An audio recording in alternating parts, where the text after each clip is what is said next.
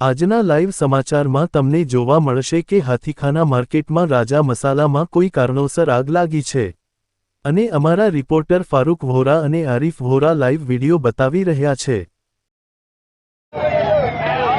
हाथीखाना मार्केटना अंदर राजा मसालाना अंदर आग लागेल छे। आप जोई रह्या छो फायर ब्रिगेड और एम्ब्युलन्स पण दौड़ी रही है। हाथीखाना अनाज मार्केट ने अंदर एपीएमसी अनाज मार्केट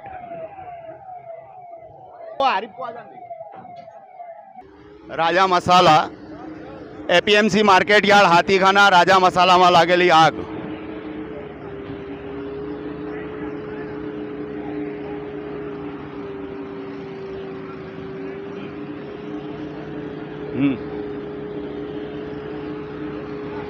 आप जो रहा छो हाथीखाना अनाज मार्केट में आवेली राजा मसाला भंडार में आग लागेली है।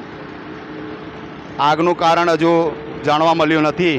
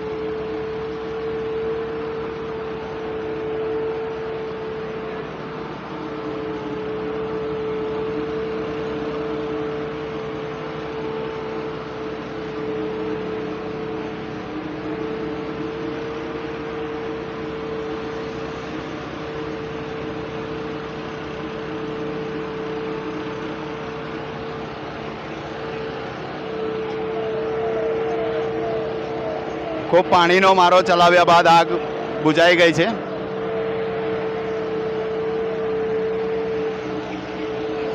हाल कामगीरी चालू है।